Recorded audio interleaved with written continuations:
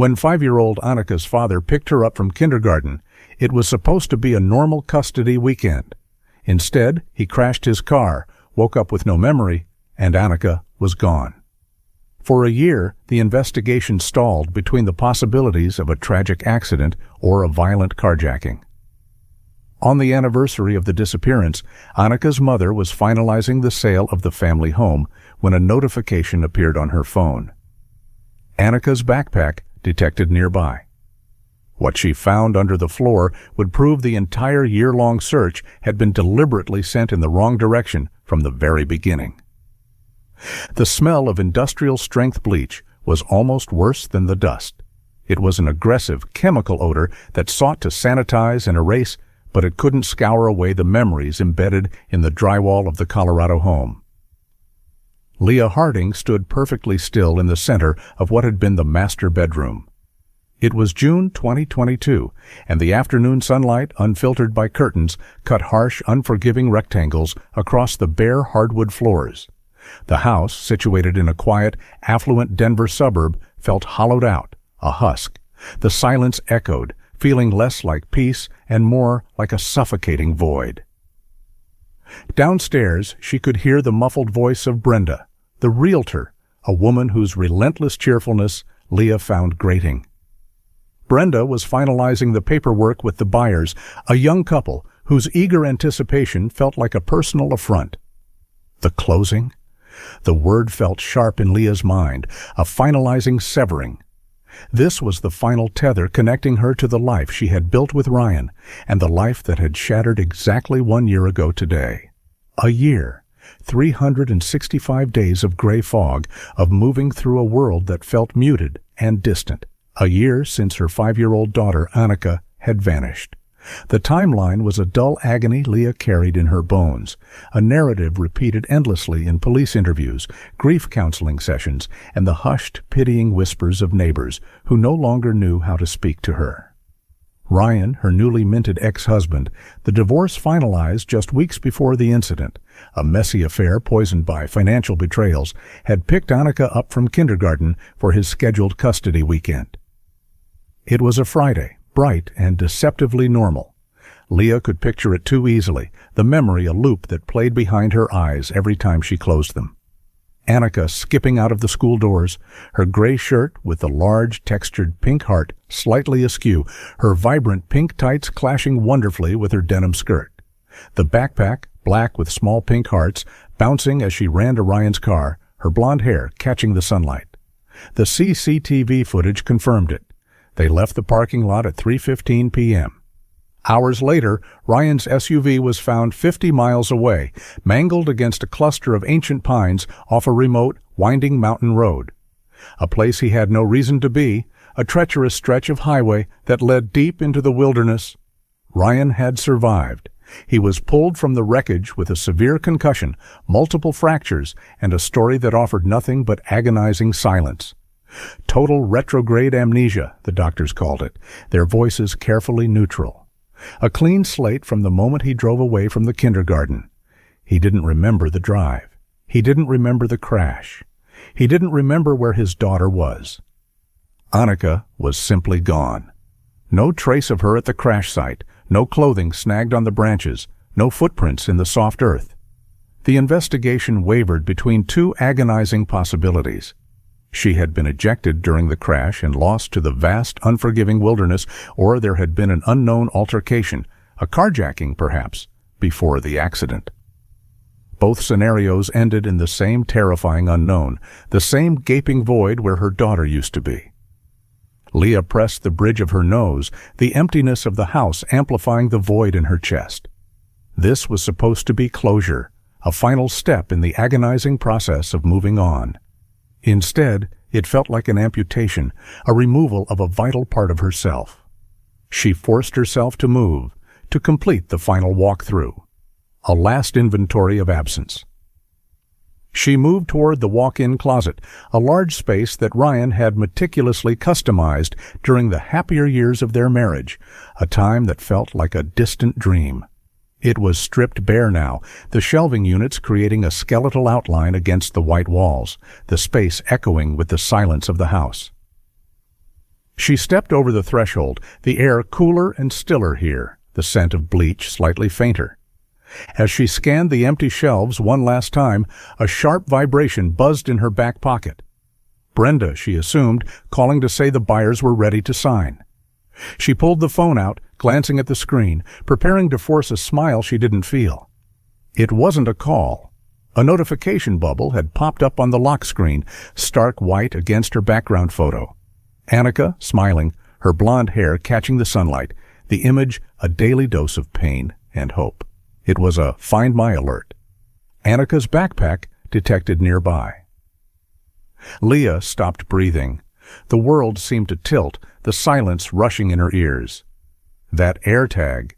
She had clipped it inside Annika's backpack herself, a small circular talisman against the anxieties of modern motherhood, a way to track her daughter's movements from the bus stop to the school door. It hadn't pinged once since the day Annika disappeared. The police had searched for the signal extensively around the crash site, the helicopters sweeping the area for days. It was presumed lost, the battery dead, the device crushed. It was supposed to be gone forever.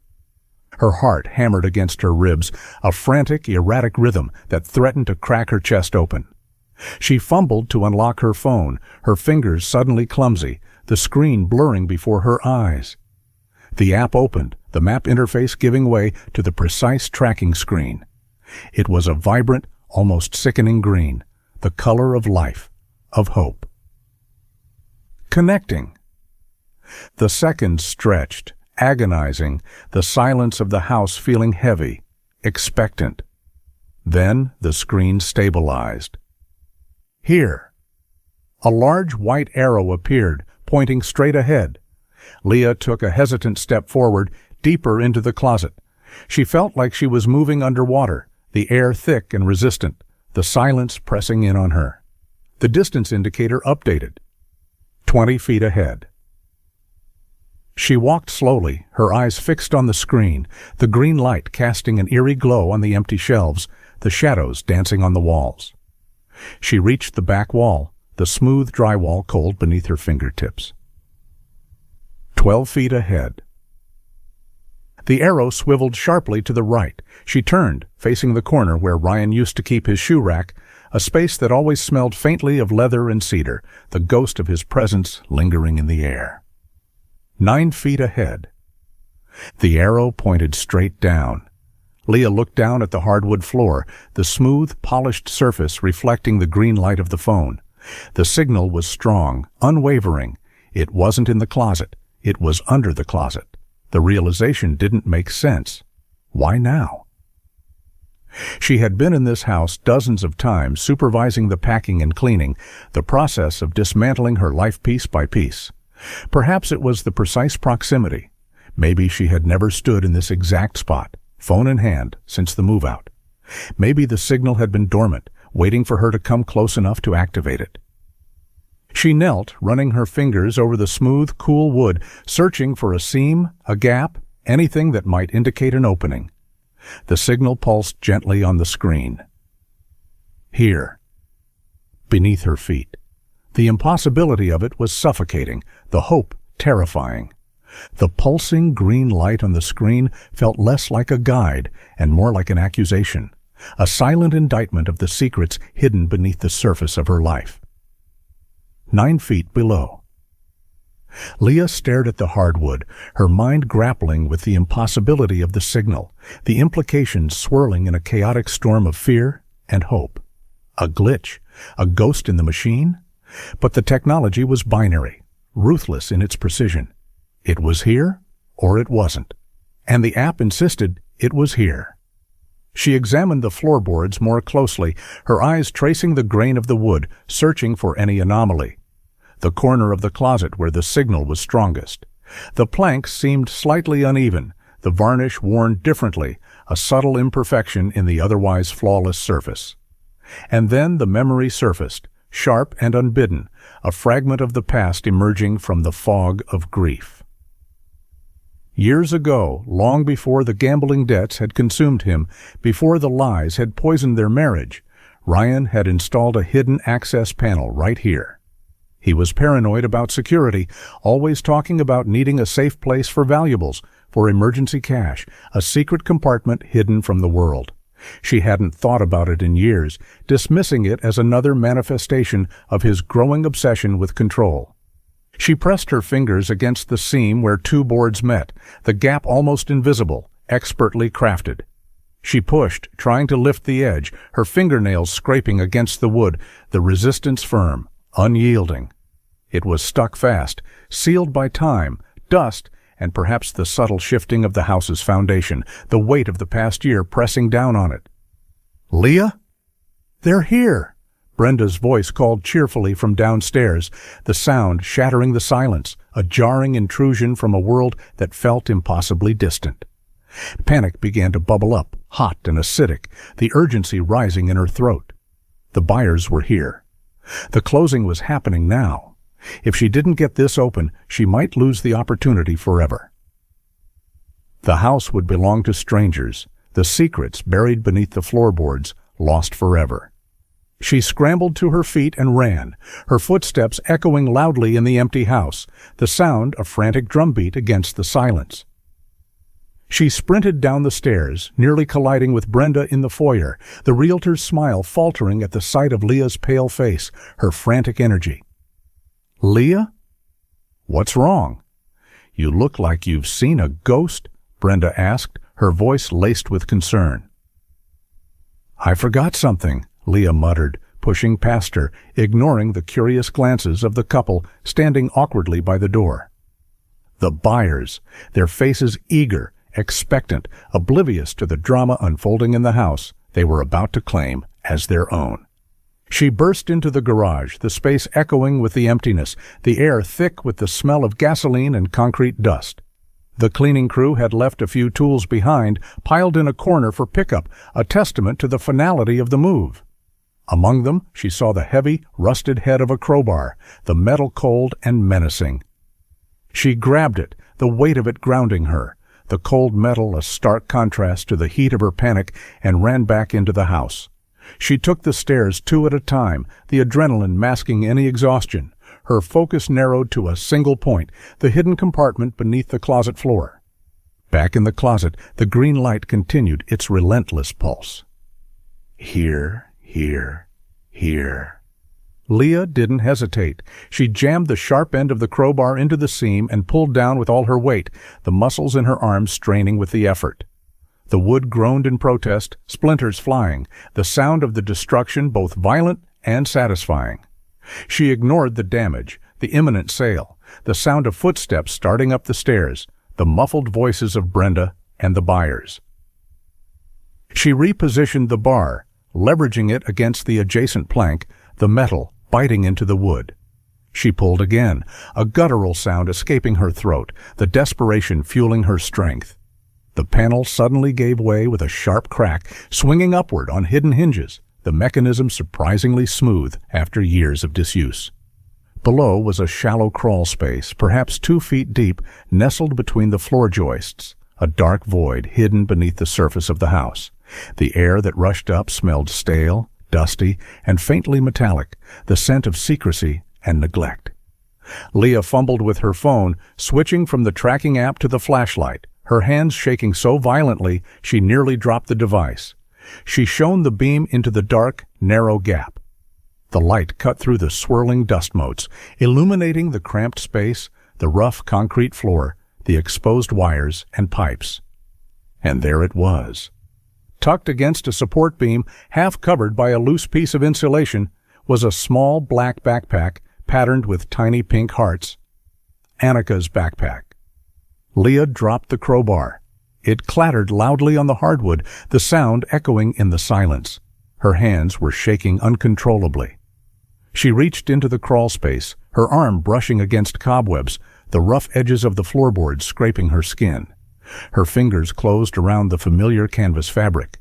It was real, tangible, a piece of the past emerging into the present.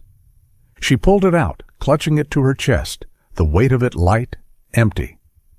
She unzipped the main compartment, the sound unnaturally loud in the silence. Inside was Annika's lunchbox, empty, the remnants of a sandwich still clinging to the plastic, and a crumpled drawing of a butterfly, the colors faded but still vibrant. The discovery shattered the official timeline, the carefully constructed narrative of the past year crumbling into dust. If the backpack was here, it meant Ryan had stopped at this house, a house he had already moved out of after picking up Annika from kindergarten. He had lied. The detour was intentional. The implications were staggering, terrifying.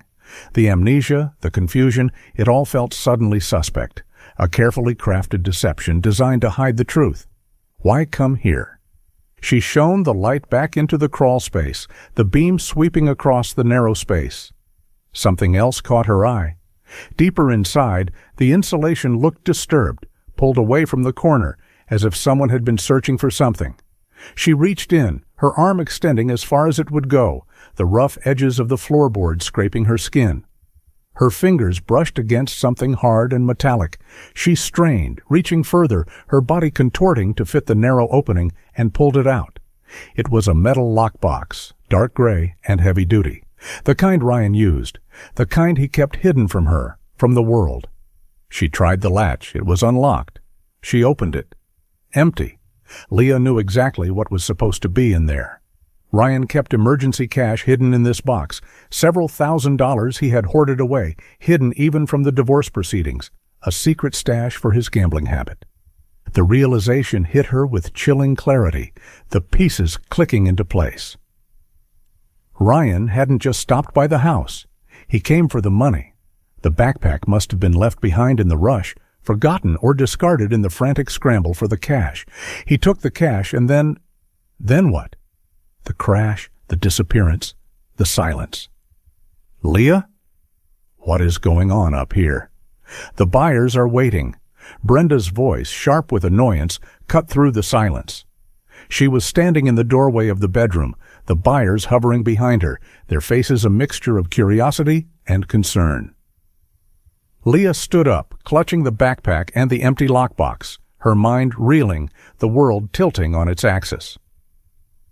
The foundation of the past year, the accepted narrative of a tragic accident, had just crumbled beneath her feet, revealing a darker, more terrifying truth. "The sale is off," Leah said, her voice flat, unrecognizable, the words hanging heavy in the air. "Get out of my house. I need to call the police." Detective Merrick arrived 45 minutes later, trailed by a forensics team whose presence immediately transformed the hollow house into an active crime scene, the clinical efficiency of their movements a stark contrast to the emotional chaos swirling in Leah's mind. Merrick was a man in his late 50s, with tired eyes and a pragmatic demeanor that Leah had become intimately familiar with during the initial investigation. A man who dealt in facts, not emotions. He found Leah sitting on the stairs, the backpack and lockbox beside her, like offerings to an indifferent god, her body trembling with the aftermath of the discovery. Merrick listened patiently as Leah recounted the discovery, her voice trembling with a mixture of adrenaline and renewed grief, the words tumbling out in a rush of fragmented sentences and desperate pleas. She explained the significance of the AirTag, the hidden compartment, the missing cash. She laid out the implications, the proof that Ryan had lied, that the disappearance was not an accident. "It means he was here, Detective," Leah insisted, her voice tight, the desperation bleeding through her words. Ryan was here with Annika. He came back for the money. This wasn't a random accident. It was planned. Merrick nodded slowly, absorbing the information, his expression unreadable. He walked upstairs to the master closet, the forensics team already dusting for prints and photographing the exposed crawl space, their movements methodical, detached. He examined the splintered wood, the disturbed insulation, the empty lockbox. He was meticulous, methodical, giving nothing away, his silence amplifying the tension in the room. He returned to the hallway, facing Leah, his eyes meeting hers, the weight of his skepticism palpable. "I understand why this feels like a breakthrough, Leah," Merrick said, his voice calm and measured, the practiced tone of a man accustomed to managing expectations. "And it is significant. It confirms a stop we didn't know about, But we need to be careful about jumping to conclusions. We need to follow the evidence, not the emotion. He explained the procedural blind spots, the reasons why the house was never searched, the logic behind the initial investigation. Ryan had officially moved out 2 weeks prior to the incident, the divorce finalized, the separation clear. All the evidence, the traffic cams, the witness reports, pointed toward the mountain road where the crash occurred. There was no probable cause to search the house at the time. It was a logical omission, a bureaucratic oversight, but one that now felt like a catastrophic failure. The backpack confirms he stopped here, Merrick conceded, his voice softening slightly. And the empty lockbox suggests he took the cash. That explains the detour. But it doesn't necessarily change what happened afterward. It doesn't tell us where Annika is. Leah stared at him, incredulous, the hope that had ignited in her chest flickering, threatening to extinguish. The skepticism in his voice was a physical weight pressing down on her, a suffocating blanket of doubt. But the amnesia? If he planned to come here for the money, then the crash, it had to be staged. He's lying. The crash could still have been an accident, Merrick interrupted gently, anticipating her argument, his voice firm. He could have been distracted, agitated. Or the carjacking theory still holds. Maybe whoever took Annika forced him to retrieve the cash first. We don't know. We can't assume anything.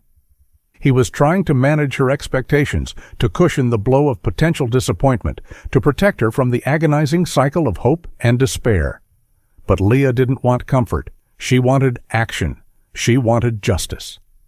He cautioned her against interfering, warning her that Ryan's amnesia defense was a formidable obstacle, a legal fortress built on medical jargon and expert testimony. His cognitive issues are medically documented, Leah.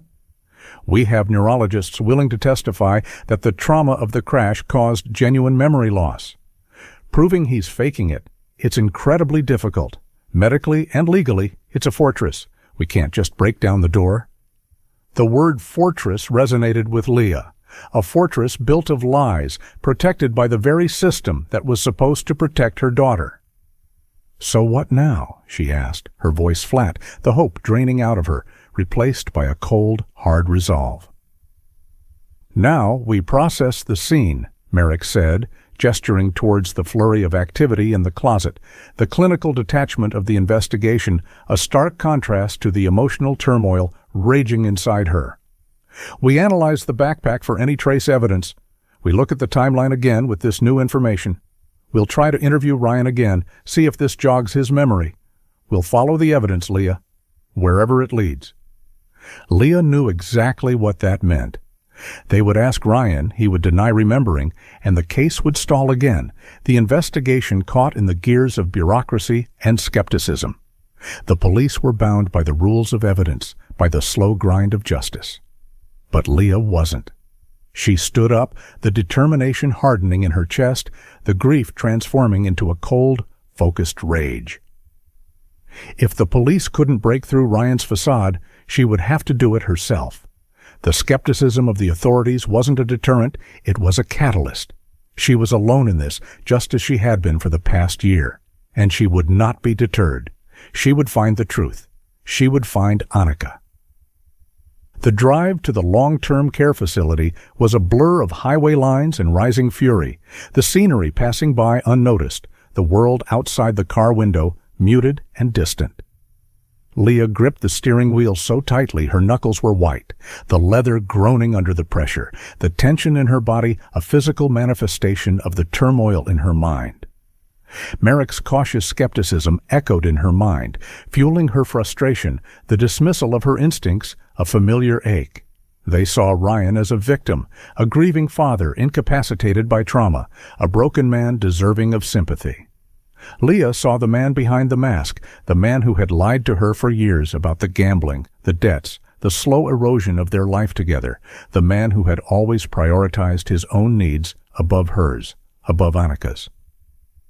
The facility, Mountain View Rehabilitation, was a sterile, quiet place, the architecture modern and impersonal, smelling of antiseptic and the faint, depressing odor of institutional food. The silence was heavy, oppressive, broken only by the occasional beep of a medical device, the muffled sound of a television.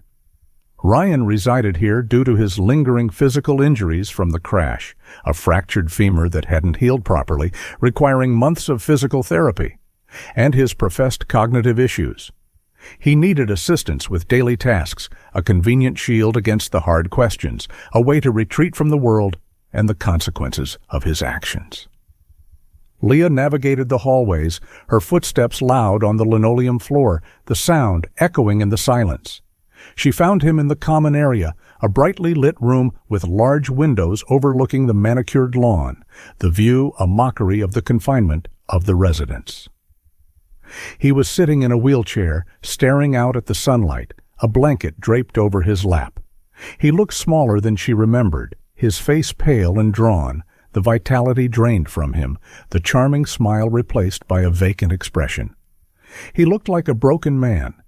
But Leah knew how deceptive appearances could be.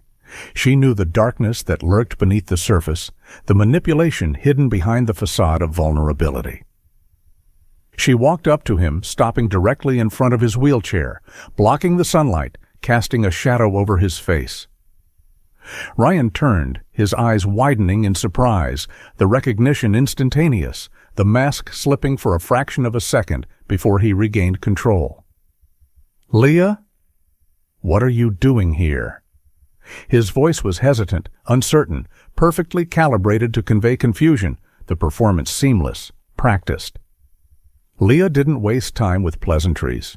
She didn't sit down. She stood over him, the power dynamic shifted, the anger simmering beneath the surface of her calm demeanor.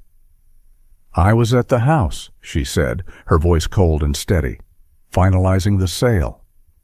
Saying goodbye." Ryan flinched slightly, the mention of the house a painful reminder of the life he had destroyed. The house. Right, I heard it sold.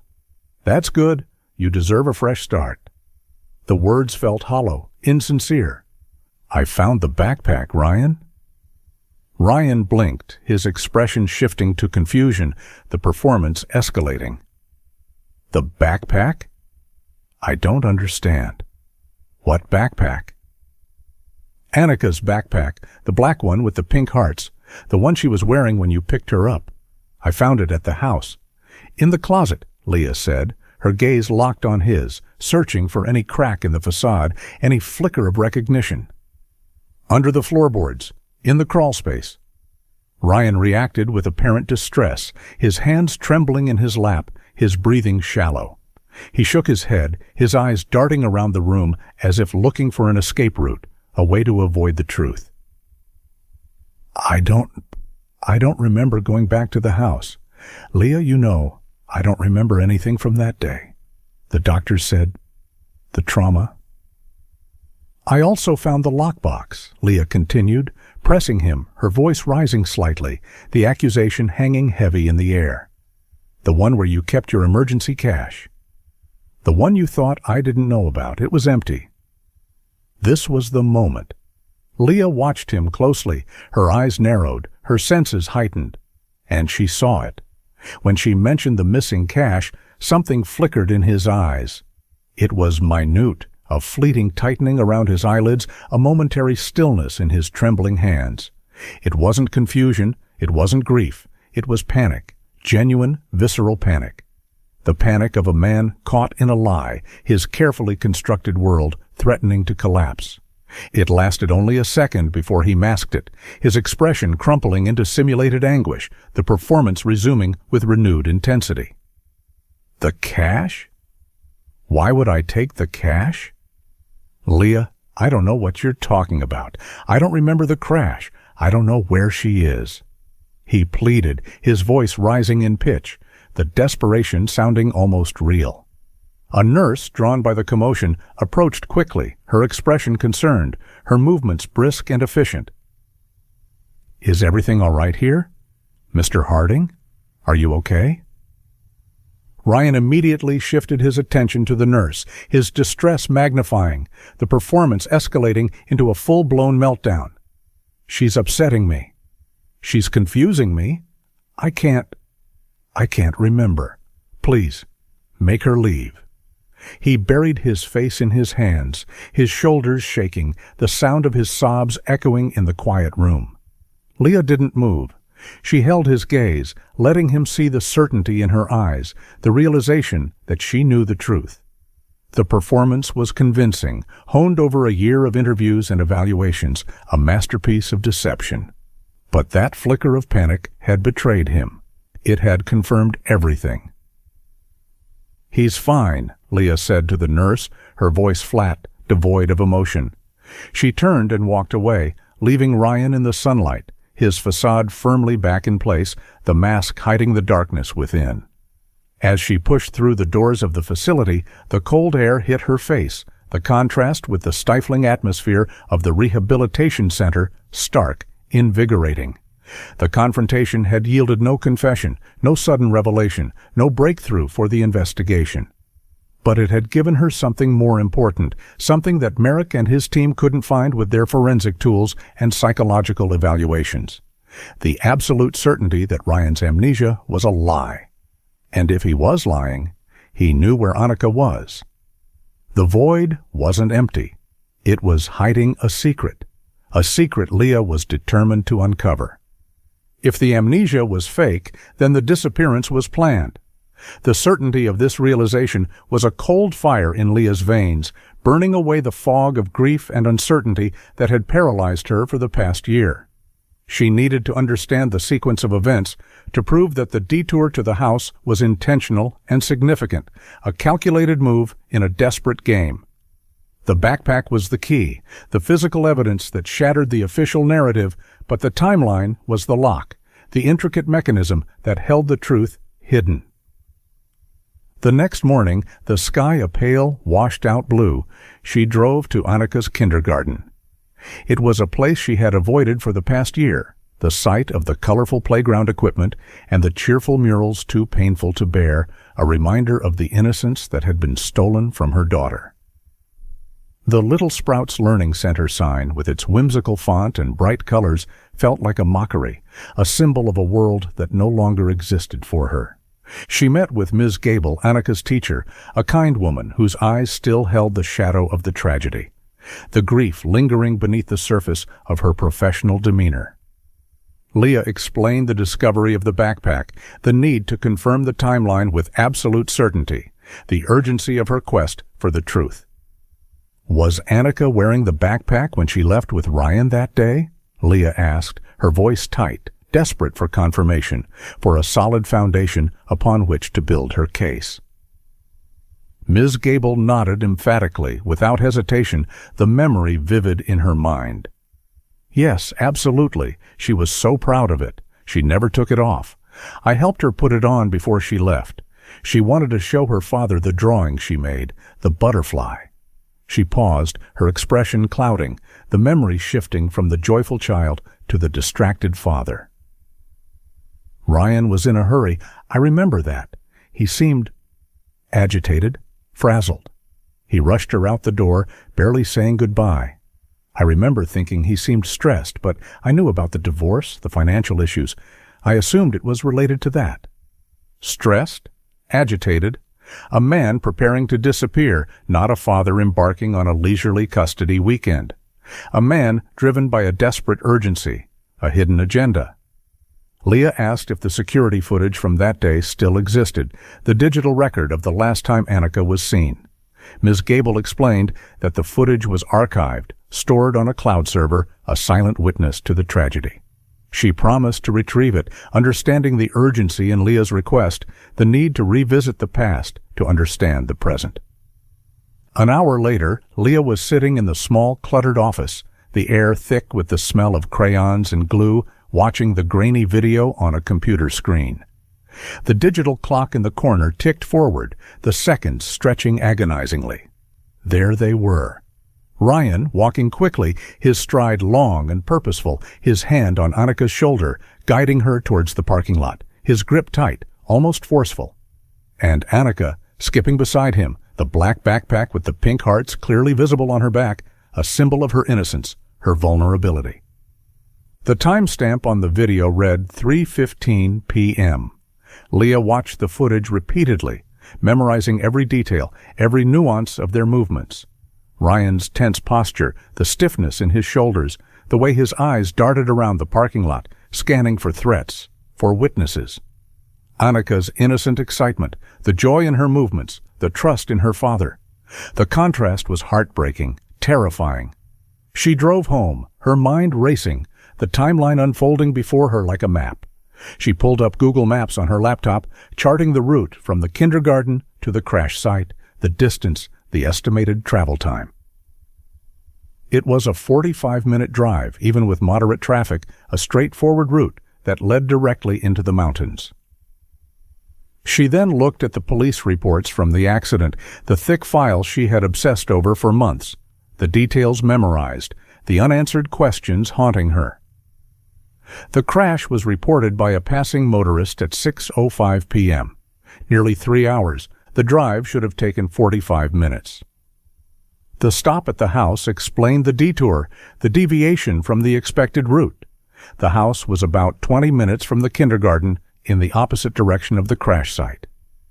If Ryan drove there, retrieved the cash, say 30 minutes inside the house, a generous estimate for the time needed to access the crawl space and empty the lockbox, and then drove to the crash site, that would account for approximately an hour and a half. But that still left almost an hour and a half unaccounted for. A gap in the timeline, a void in the narrative. Where were they during those 90 minutes? The timeline didn't just suggest intent, it screamed it. This contradicted the theory of a random accident or a sudden carjacking. A carjacking would have been chaotic, frantic, a desperate struggle for control. This timeline felt deliberate, methodical, a carefully orchestrated sequence of events leading to a predetermined outcome. Ryan had time to take the cash, time to drive somewhere else before the crash, time to do something with Annika, time to make her disappear. Leah realized she was only scratching the surface, the discovery of the backpack opening a door into a darkness she hadn't known existed, a labyrinth of deception and betrayal. If the disappearance was planned, she needed to understand why. And the answer, she suspected, lay not in the timeline, not in the logistics of the disappearance, but in the chaos of Ryan's life before the crash. The financial ruin that had driven him to desperation, the secrets he kept hidden from the world. The root of their divorce, the reason their marriage had disintegrated, the catalyst for the destruction of their life together, was Ryan's gambling. It had started small, recreational poker games with friends, a harmless diversion that provided an escape from the pressures of work, the responsibilities of fatherhood. But it had escalated quickly, insidiously, consuming his attention, his savings, their future, the addiction taking hold of him like a virus, rewriting his personality, his priorities. By the time Leah filed for divorce, Ryan was drowning in debt, his life a chaotic mess of lies and desperation, the charming, ambitious man she had married replaced by a stranger, a man obsessed with the next bet, the next win. If the disappearance was related to the debt, Leah needed to understand the scope of the problem, the depth of the abyss into which Ryan had fallen. She needed to see the full picture, the darkness she had averted her eyes from, the reality she had tried to ignore. She called her divorce attorney, Sarah Jenkins. Jenkins was a sharp, pragmatic woman who had navigated the complexities of Ryan's finances with ruthless efficiency, a fierce advocate who had protected Leah from the fallout of his recklessness. Leah asked her to review the detailed financial disclosures again, the records she had previously avoided looking at, wanting only to be free of Ryan, not mired in the details of his ruin, the extent of his betrayal. Leah met Jenkins at her downtown office, a sleek, modern space overlooking the Denver skyline, the view expansive, breathtaking, a stark contrast to the claustrophobic reality of Leah's life. Jenkins had the files spread out on the conference table, a daunting stack of bank statements, credit reports, and legal documents. A monument to Ryan's deception, a testament to the double life he had led. "When you called and told me about the backpack, I started digging deeper," Jenkins said, her expression grave, the professional detachment replaced by a genuine concern. "During the divorce, our focus was on asset division, on protecting your interests, on securing a settlement that would allow you to rebuild your life. We didn't necessarily need to understand the full extent of his liabilities, only what impacted the marital estate.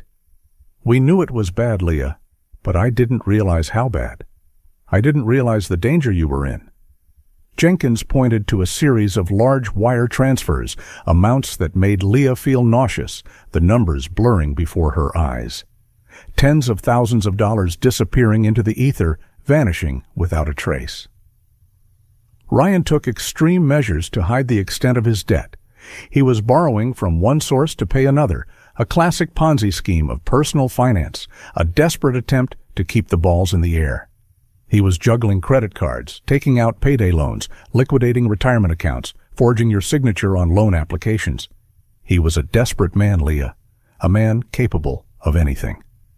Leah looked at the numbers, the sheer scale of the debt staggering, the realization hitting her with the force of a physical blow. It was far larger and more complex than she had initially realized. Hundreds of thousands of dollars. The realization that she had been living with this level of deception, this level of risk, was chilling, the foundation of their life together built on a lie. "But who did he owe this money to?" Leah asked, her voice trembling, the fear rising in her throat. "The banks? Credit card companies? The IRS? Who was he so afraid of?" Jenkins shook her head slowly, the movement heavy with implication, the silence stretching agonizingly. "That's the problem, Leah. Most of this debt isn't institutional, it's private. It's owed to people who don't play by the rules." She pulled out a document, a forensic accounting report commissioned during the divorce, the analysis dense, filled with technical jargon, but the conclusion clear, undeniable. These wire transfers, they trace back to shell corporations, offshore accounts, entities designed to conceal the true nature of the transactions. This isn't standard debt. This is shadow debt, money borrowed from the darkness. The implication hung in the air, heavy and suffocating, the silence of the conference room amplifying the fear in Leah's heart. Ryan hadn't just ruined his own life, he had entangled himself with something far more dangerous, something that operated outside the confines of the law, something that threatened not just his financial stability, but his life. The financial ruin wasn't just about money. It was about the people he owed it to, people who didn't operate within the confines of the law, people who used violence to collect their debts. Jenkins hesitated, weighing her words carefully, the silence in the room stretching, heavy with unspoken fears. She looked at Leah, her expression softening with a mixture of pity and concern, the professional mask slipping to reveal the vulnerability beneath. "Leah, there's something I didn't fully disclose during the divorce. I didn't want to alarm you, and frankly, I wanted to finalize the proceedings as quickly as possible for your safety. I thought once the divorce was finalized, you and Annika would be insulated from the fallout. I thought the danger would pass." Leah braced herself, the tension in the room palpable, the air thick with anticipation. "What is it, Sarah? Tell me. I need to know the truth." Ryan's debts weren't just private. They were owed to high-level loan sharks, people connected to organized crime. Jenkins said, her voice low, barely above a whisper, the words hanging heavy in the air, the implication terrifying. The words hit Leah like a physical blow, the breath rushing out of her lungs. Organized crime. It sounded like something out of a movie, a sensationalized plot twist, not something that touched her life, her daughter, her reality. The reality of it was terrifying, the abstract fear coalescing into something concrete, something immediate. "How do you know?" Leah whispered, the sound strangled, the fear gripping her heart. "Because they contacted me," Jenkins said, her eyes dark with the memory, the fear still lingering beneath the surface. During the asset investigation, when we started digging into those shell corporations, when we started demanding transparency about the offshore accounts, when we started uncovering the extent of his deception, I received threats, credible threats, threats that I couldn't ignore. Jenkins leaned forward, her eyes locking with Leah's, the intensity of her gaze conveying the seriousness of the situation. They weren't subtle, Leah. They were explicit. They warned me to drop the inquiry into Ryan's finances. They told me that if I didn't, they would go after him, and not just him. Jenkins paused, the silence stretching, heavy with the unspoken words, the implication hanging in the air like a guillotine. They threatened Annika. Leah felt the blood drain from her face, the room tilting slightly, the world outside the window blurring into a kaleidoscope of colors. The abstract fear that had haunted her for a year suddenly coalesced into a terrifying reality. This changed everything. The disappearance wasn't just about debt. It was about survival. A desperate, misguided attempt to protect their daughter from the monsters he had invited into their life. The image of Ryan at the care facility, his feigned confusion, his desperate performance, suddenly made a twisted kind of sense. He wasn't just hiding from the police. He was hiding from them. The amnesia was a shield, protecting him and, in his mind, protecting Annika. A desperate gamble to neutralize the threat. If they threatened Annika, Leah said, her voice trembling, the implications swirling in her mind, then maybe they took her. Maybe the carjacking theory was right. Maybe they forced him to crash the car. Maybe they have her. It's possible, Jenkins conceded, her voice grave. But if they took her, why the elaborate charade with the crash, the amnesia? Why wouldn't Ryan cooperate with the police? Tell them who took her? Why no ransom demand? Why the silence? Leah shook her head, overwhelmed, the pieces still not fitting, the puzzle becoming more complex, more terrifying. If Ryan was trying to protect Annika, why put her in danger in the first place? Why the silence? Why the deception? Jenkins, meanwhile, was still shuffling through the files, her brow furrowed, searching for something, a clue, a lead, anything that might shed light on the darkness. There's something else, something I overlooked during the initial chaos, a detail that seemed insignificant at the time, but now it feels important. She pulled out a small yellow post-it note, tucked deep within a stack of Ryan's bank statements, the flimsy paper a stark contrast to the heavy weight of the financial documents. It looked like it had been hastily stuck there, perhaps fallen off another document, a forgotten detail in the chaotic mess of Ryan's life. On it, written in Ryan's distinctive, hurried scrawl, was a single phone number, no name attached, just 10 digits. This number doesn't match any of his known contacts, Jenkins said, sliding the note across the table, the yellow paper glowing under the harsh light of the conference room. It's probably nothing. A wrong number, a business contact, but given the circumstances, it feels like a loose end, a thread waiting to be pulled. Leah took the note, the flimsy paper feeling heavy with significance, the 10 digits a cryptic message from the past. It was a fragment of Ryan's hidden life, a thread pulling her deeper into the darkness. A darkness that now had a name, a shape, a terrifying reality. A darkness that threatened to consume her daughter. Leah took the phone number and the information about the threats directly to Detective Merrick. She didn't call. She drove to the police station, the urgency propelling her forward, the need for answers overriding her fear. The mention of organized crime instantly changed the atmosphere in the sterile interview room, the air crackling with a newfound tension. Merrick's pragmatic skepticism gave way to a focused intensity, the realization that the case had escalated far beyond a simple missing person investigation, that the stakes were higher, the danger more immediate. He took the post-it note, sliding it into an evidence bag with careful, deliberate movements, the flimsy paper now a crucial piece of evidence. We'll run the number. See what we can find. The attorney's testimony about the threats. It changes the complexion of the case.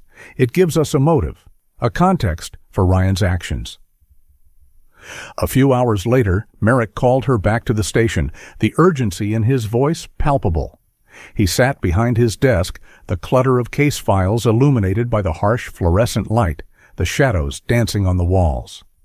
He had the results of the trace, the information pulled from the digital ether.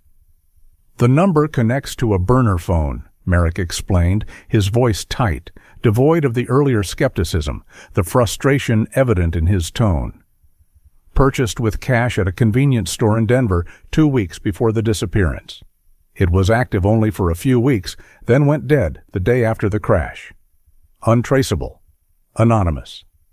He pulled up the call logs, the screen reflecting in his tired eyes, the data sparse but telling. A digital footprint of a desperate man. The phone showed repeated frantic calls to 2 other numbers in the days leading up to the disappearance. Short calls, frequent, suggesting coordination, planning, a conspiracy. He pointed to the first number on the screen, the digits glowing brightly. "This one we traced to a known enforcer for the gambling ring Ryan was indebted to, a man named Victor Novak. He's bad news, Leah. Violent, connected to a larger syndicate. We've been tracking him for years, but he's slippery, elusive." The confirmation made Leah's stomach clench, the fear a cold knot in her gut. The threat was real. It had a name. Victor Novak. A name that felt heavy, ominous, a symbol of the darkness that had consumed her life. "And the second number?" Leah asked, her voice hesitant, almost afraid to know the answer, the hope flickering, threatening to extinguish.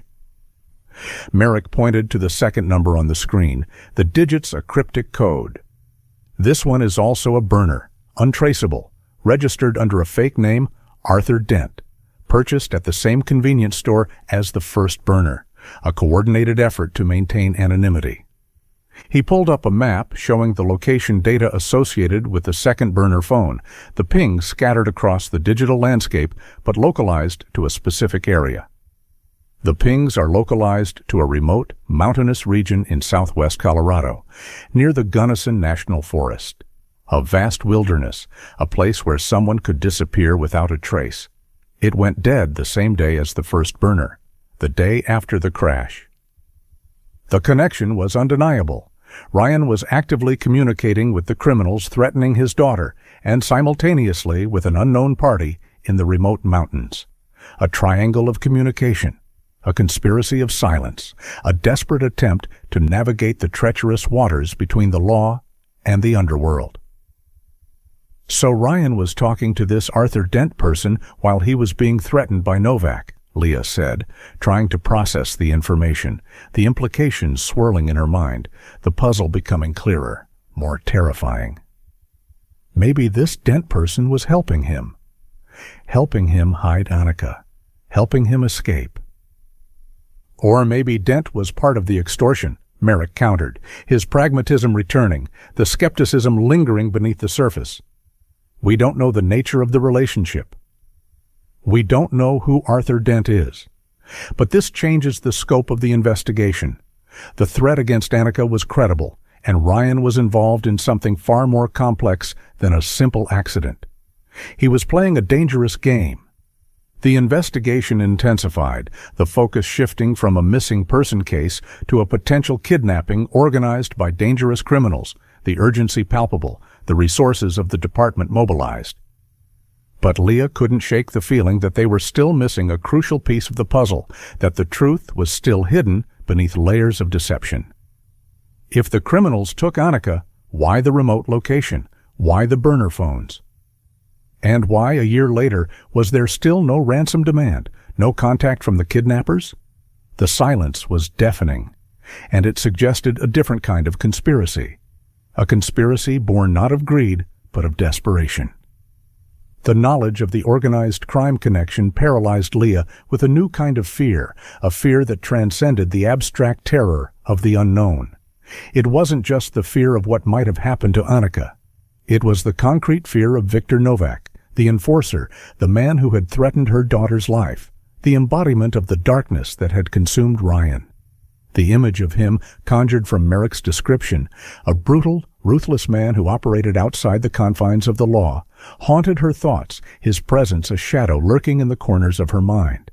If they had Annika, what were they doing to her? Was she safe? Was she alive? But as the initial shock subsided, the paralyzing fear giving way to a desperate need for answers, Leah began to analyze the situation, her mind grappling with the inconsistencies, the contradictions, the pieces of the puzzle that still didn't fit. Ryan was terrified of the criminals. That much was clear. His desperation was palpable in the frantic calls, the retrieved cash, the staged crash. But he was also terrified of the police discovering the truth. His insistence on the fake amnesia, even a year later, suggested he was hiding something more than just his debt. He was hiding something that he believed was worth the risk, worth the deception. If the criminals took Annika, Ryan's best move would have been to cooperate with the police, to use their resources to get her back, to enter witness protection, to disappear from the world and start a new life. Unless he believed the police couldn't protect her, or unless he was protecting himself. Unless the truth was more complex, more twisted than a simple kidnapping. Leah paced her small apartment, the silence pressing in on her, the walls feeling like a cage. She thought about Ryan's character, his desperation, his manipulative nature, the way he always twisted the truth to fit his needs, his desires. He was a man who always looked for the easy way out, the quick fix, the gamble that promised a big payoff. A man who prioritized self-preservation above all else, even his own daughter. And then a radical theory began to form in her mind, a possibility so unsettling she almost dismissed it immediately, the implications too terrifying to contemplate. A theory that reconciled the contradictions, the inconsistencies, the silence.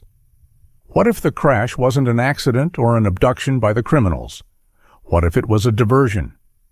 Leah stopped pacing, the implications of the theory hitting her with full force, the breath rushing out of her lungs. What if Ryan staged the disappearance to protect Annika from the debtors? If they believed she was gone, dead, or vanished without a trace, then the threat against her would be neutralized. They couldn't use her as leverage against him. The debt would still exist, the danger to him still present. But the immediate danger to Annika would be gone. The fake amnesia would serve a dual purpose. It would shield him from police scrutiny, preventing them from uncovering the truth about the staged disappearance, and it would provide a plausible explanation for Annika's disappearance to the criminals. A tragic accident. A grieving father incapacitated by trauma. A narrative that absolved him of responsibility, of guilt. If this was true, it meant Annika was alive. The thought sent a jolt of hope through Leah, a feeling so unfamiliar it almost hurt, the darkness receding for a moment, replaced by a flicker of light. But if Ryan hid Annika, he couldn't have done it alone. He needed help, someone he could trust implicitly, someone who could disappear completely, leaving no trace, someone who shared his paranoia, his distrust of the world. Who would Ryan trust? Their marriage had been fractured for years, their social circle diminished by his gambling and her isolation, their relationship strained by the constant stress of his financial ruin. His relationship with his own parents was strained, distant, their disapproval of his lifestyle a constant source of tension. Leah thought back, sifting through the wreckage of their shared past, looking for anyone who might fit the profile, anyone who might be capable of such a deception. And then she remembered. The ghost in the family, the estranged brother, the shadow figure lurking on the fringes of their life. Jesse Calloway, Ryan's older brother. Leah had only met Jesse once, briefly at their wedding, a fleeting encounter that left a lasting impression. He was a stark contrast to Ryan, quiet, intense, with eyes that seemed to look right through her, radiating a palpable distrust of the world, a rejection of the societal norms that governed their lives.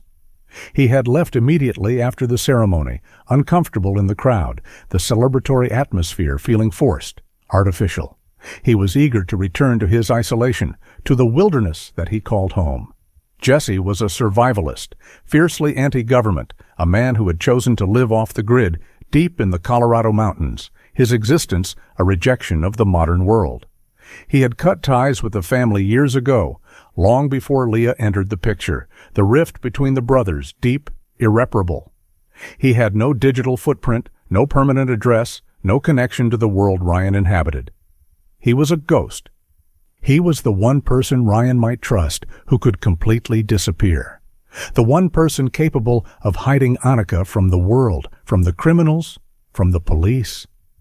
Leah's mind raced, the pieces clicking into place, the puzzle forming a coherent picture. The untraceable burner phone, the one registered under the fake name Arthur Dent, pinging in the remote mountains. The Gunnison National Forest.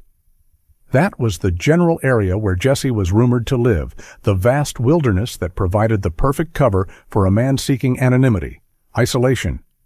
It fit perfectly. Ryan, desperate and cornered, turns to his estranged brother, the only person who could help him execute his desperate plan, the only person he could trust with his daughter's life. Leah immediately started searching for Jesse Calloway. It was like chasing a phantom, a ghost in the machine. He didn't exist in the digital world. No social media, no email address, no phone number, no trace of his existence in the databases that governed modern life.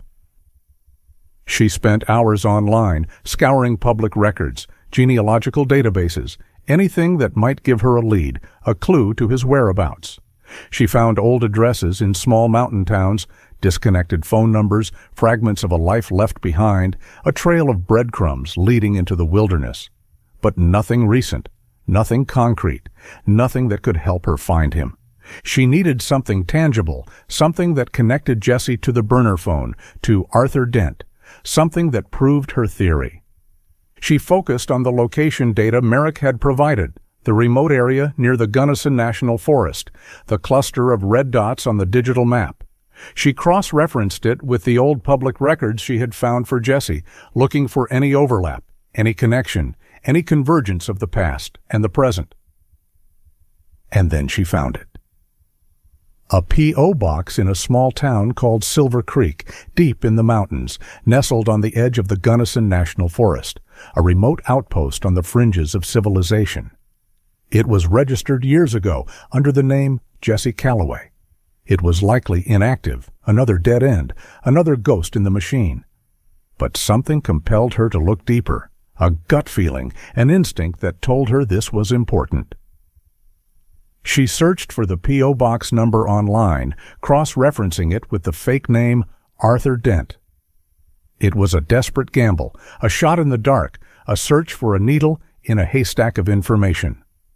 And there it was, a hit on an obscure, outdated database of P.O. Box registrations, a digital echo of a forgotten transaction. The P.O. Box in Silver Creek was still active. And the registration had been updated a year ago, just before the disappearance, the timing too precise to be a coincidence. The name on the registration, Arthur Dent. The connection was undeniable. Jesse Calloway was Arthur Dent. He was the one communicating with Ryan. He was the one who had Annika. The realization was both exhilarating and terrifying, the hope surging through her veins, the fear gripping her heart. Annika was alive, but she was hidden, isolated, beyond the reach of the law, in the hands of a man who had chosen to disappear from the world. And Leah was the only one who knew where she was. Leah presented the connection to Detective Merrick, the evidence laid out on his desk, the circumstantial but compelling links forming a chain of evidence that pointed directly to Jesse Calloway. The estranged brother living off the grid, the burner phone pinging in the same remote area, the P.O. box registered under the same fake name. It was a convergence of facts that couldn't be ignored. Merrick recognized the significance of the lead, the skepticism in his eyes replaced by a focused intensity, the realization that the case had taken a sharp turn, the investigation shifting from a dead end to a viable lead. It's a strong possibility, Leah. It explains the unaccounted time, the remote location, the silence. It fits the profile of a staged disappearance. It gives us a target. But the reality of the situation was complex, fraught with legal and logistical obstacles, the path forward unclear. Jesse Calloway was a recluse, living in a remote jurisdiction where the local authorities were stretched thin, their resources limited, their cooperation uncertain. And despite the circumstantial evidence, they still had no concrete proof that Annika was with him, no visual confirmation, no direct evidence of a crime. "We can't just raid his property based on a P.O. box registration and a theory," Merrick explained, his frustration evident, the constraints of the law chafing against the urgency of the situation. "We need probable cause. We need evidence that a crime has been committed and that Annika is in imminent danger. We don't have that yet. We have a ghost." Leah stared at him, incredulous, the urgency that fueled her unmatched by the slow grind of the investigation, the bureaucracy threatening to derail the search for her daughter. "A crime has been committed. Ryan kidnapped her. He staged the disappearance. He lied to everyone." "We don't know that for sure," Merrick countered, his pragmatism a wall she couldn't breach. The legal definitions of crime and evidence a stark contrast to the emotional reality of her situation. "Ryan still claims amnesia, and if Jesse has her, we don't know the circumstances. Maybe Ryan convinced him that he was protecting her from you. Given the contentious divorce, the accusations, we have to consider the possibility that Jesse believes he is acting in Annika's best interest." The thought made Leah feel sick, the realization of Ryan's manipulative nature hitting her with renewed force. He would use anyone, anything to achieve his goals, to protect himself, to maintain control.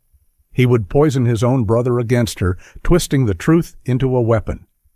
"So what do we do?" Leah asked, her desperation mounting, the fear gnawing at her resolve. "We monitor the P.O. box," Merrick said, the plan already forming in his mind, the strategy unfolding. "We set up surveillance, see who comes to collect the mail. If we can confirm it's Jesse, and if we can get any indication that Annika is with him, then we can move in. We have to build a case, Leah. We have to do this right." "How long will that take?" Leah pressed, the impatience gnawing at her, the fear of losing Annika again overwhelming. "It could take weeks," Merrick admitted, his honesty brutal, the reality of the situation stark. "This is a remote area. Setting up surveillance takes time, resources, coordination with the local authorities. And Jesse is likely paranoid, cautious. He won't make it easy for us. We have to do this by the book, Leah. Otherwise, we risk jeopardizing the entire case. We risk losing her forever." Weeks. Leah didn't have weeks. If Ryan was hiding Annika with Jesse, the renewed police activity, the sudden interest in the case, might make him panic. He might contact Jesse, warn him. He might move her again, deeper into the wilderness, where she would be lost forever, the fragile thread of hope snapping. Leah looked at Merrick, the determination hardening in her chest, the decision forming in her mind. She couldn't wait for the bureaucracy. She couldn't rely on the slow grind of the investigation. The fear of losing Annika outweighed any risk, any consequence, any law. She made a decision, a desperate gamble, a leap of faith into the unknown. If the police couldn't find Annika, she would have to do it herself. The realization was terrifying, but also liberating. She was no longer a victim of circumstance, a grieving mother waiting for answers. She was taking control. She was going to find her daughter. The decision felt both terrifying and inevitable, a gravitational pull towards the unknown, a desperate leap into the abyss. Leah knew she was crossing a line, moving from a grieving mother to something else entirely. A vigilante, a fugitive, a woman operating outside the confines of the law, driven by a primal instinct that transcended reason and fear. But the thought of Annika, isolated in the mountains, perhaps scared and confused, poisoned against her own mother by Ryan's lies, propelled her forward, the urgency overriding any hesitation. She couldn't wait for Merrick. She couldn't risk Annika being moved again, the fragile thread of hope snapping. She spent the next 24 hours preparing, her movements methodical, deliberate, the detachment a defense mechanism against the overwhelming fear. She rented an inconspicuous, heavy-duty SUV, a Jeep Wrangler with four-wheel drive, something that could handle the rugged mountain terrain, the unpredictable weather. She packed a bag with warm clothes, hiking boots, food, water, a first aid kit, and a powerful flashlight, the supplies a meager defense against the vast wilderness.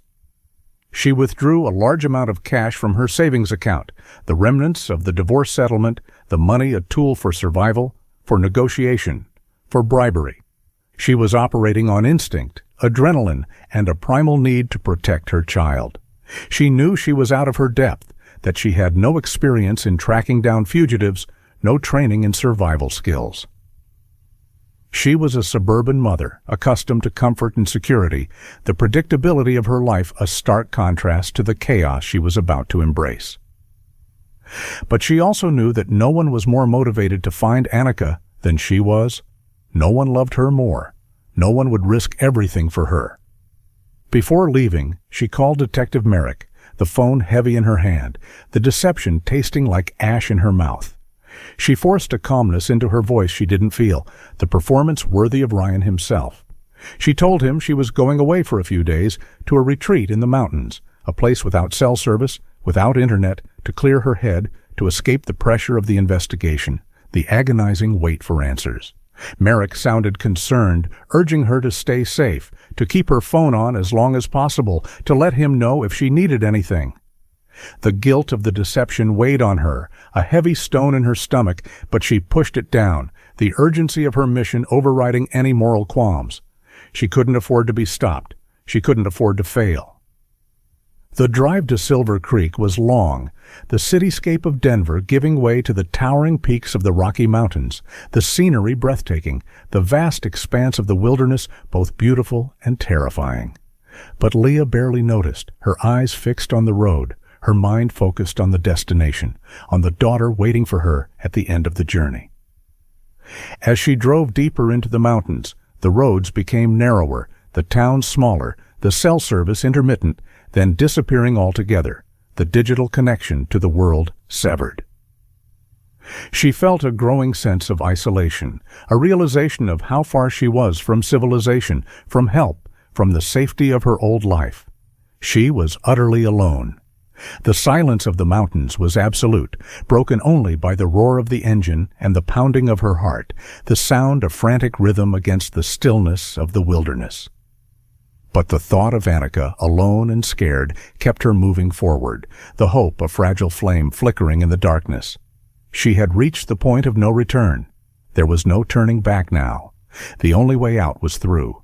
Silver Creek was less a town than an outpost, a relic of the mining boom, clinging precariously to the side of the mountain, a scar on the otherwise pristine landscape. Nestled in a narrow valley, surrounded by towering pines, it consisted of a single main street with a few scattered buildings, a general store, a gas station, a diner, and a small rustic motel. The atmosphere was insular, a place where time seemed to move slower, where the secrets of the mountains were kept hidden, guarded by the locals with a fierce loyalty. Outsiders were noticed immediately, scrutinized with a mixture of suspicion and indifference, their presence a disruption in the quiet rhythm of the town. Leah checked into the motel, the Silver Creek Inn, a rustic establishment with peeling paint and a flickering neon sign that buzzed faintly in the silence. The room was small and smelled of pine cleaner and stale smoke, the decor outdated, the atmosphere oppressive. The proprietor, a woman with a weathered face and shrewd eyes, scrutinized her driver's license before handing her the key, her gaze lingering on Leah's face, searching for something, a sign of weakness, a reason to distrust her. She needed information, but she knew she had to be careful.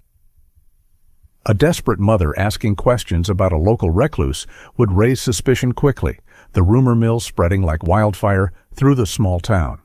She had to blend in, to become invisible, to navigate the treacherous waters of the local culture. She started her reconnaissance at the general store, which also served as the town's post office, the heart of the community, the place where information was exchanged, secrets shared.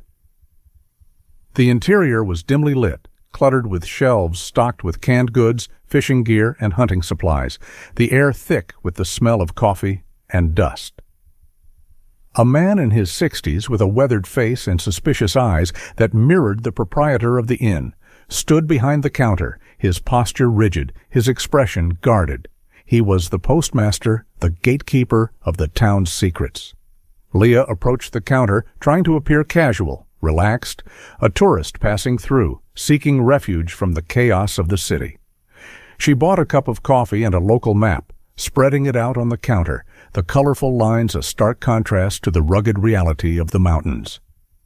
"I'm looking for a friend of mine," she said, carefully modulating her voice, injecting a casualness she didn't feel, the lie slipping easily from her lips.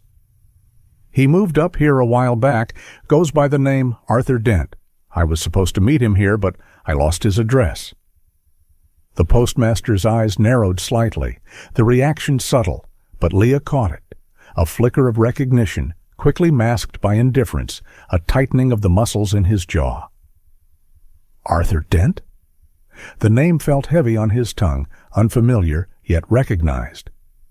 "Yes, he has a P.O. box here.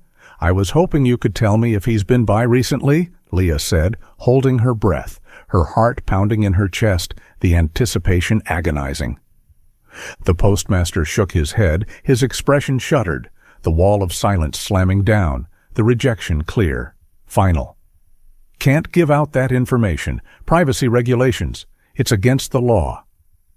Leah tried to press him, offering a fabricated story about a family emergency, a debt owed, a desperate need to contact him, but the postmaster remained impassive, stonewalling her attempts, his loyalty to the local recluse stronger than his sympathy for the desperate woman standing before him. The locals were tight-lipped, protective of their own, especially those who sought refuge in the isolation of the mountains, the ghosts who haunted the wilderness. Leah realized she wouldn't get information easily. She left the store, the small bell above the door ringing cheerfully, a stark contrast to the growing tension in her chest, the frustration mounting. She couldn't force the information out of them. She would have to find another way. She decided to watch the post office, to wait for Arthur Dent to appear, to confront the ghost she was chasing. She parked her SUV down the street, partially obscured by a large pine tree, with a clear view of the entrance to the general store, the location strategic, the visibility clear.